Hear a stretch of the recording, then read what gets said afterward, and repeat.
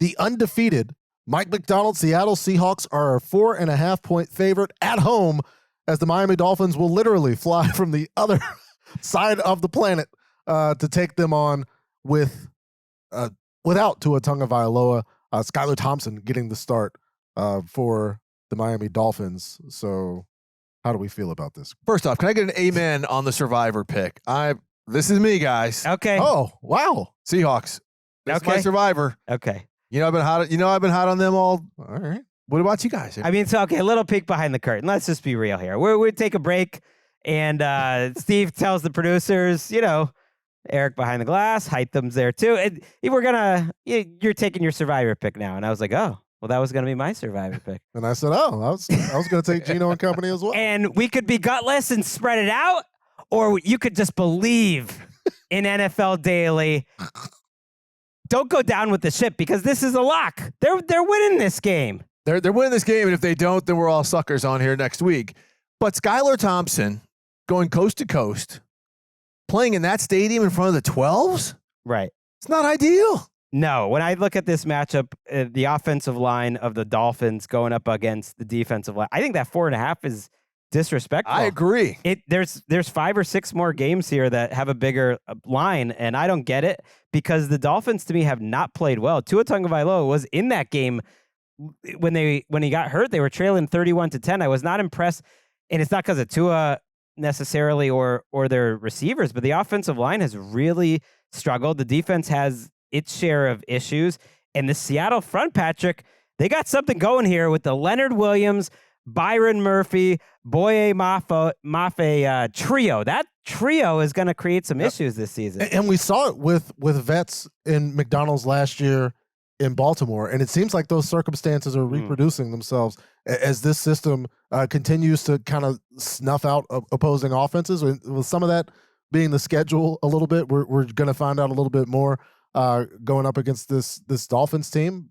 But are we, though? Like, I do think we can expect some growth from Thompson because the last time we saw him was 2 years ago. He's a young guy as well, but it's hard to get out this idea of this Dolphins offense even struggling with Tua to where he's throwing balls to Robbie Chosen, who we love, but he runs the wrong route.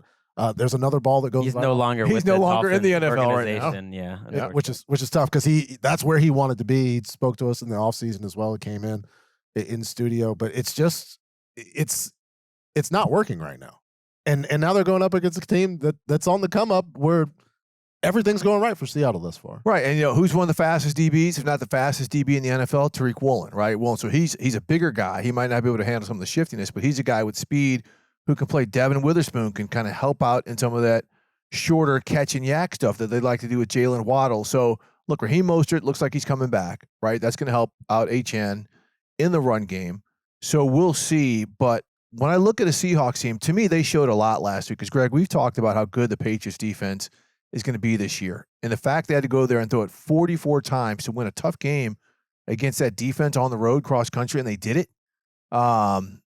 It goes to show me, we see the playmakers. We're looking at DK Metcalf on that big TD play against the Patriots. I just think that they're going to be able to put up some points. It could be a fairly tough game.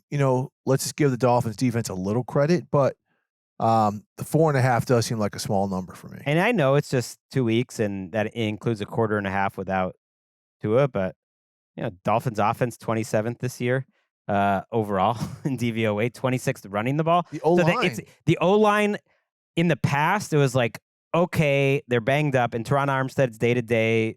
McDaniel actually said he's not overly concerned, which I'm surprised by. Like, I would always be overly concerned about Teron Armstead, especially when he just left the game. By the way, I just don't know why I'm thinking about this right now, but I wanted to say it. My son was at a Yakult Swallows baseball game in Tokyo. I love it. And on the loudspeaker, they were playing a Teron Armstead rap song from the Madden soundtrack. And I'm just saying, that's impressive. Teron Armstead has gone like international as a rapper. So like he's a Walter Payton Man of the Year type of guy. He's a great player, and he's got his rap songs being played in Japan. Oh man, somehow Walker knew the song. He's like, yeah, I heard Teron Armstead's song. That is Tokyo. a major coming up from Cahokia, Illinois, right outside of St. Louis. Well done. He's worldwide. Give him the ox. worldwide. I completely forgot whatever point I was actually making. But yeah, their run game has been bad. Teron Armstead, good, but the run game, bad. They need it to be good. And we'll see if they can overcome one of the big spreads of the week.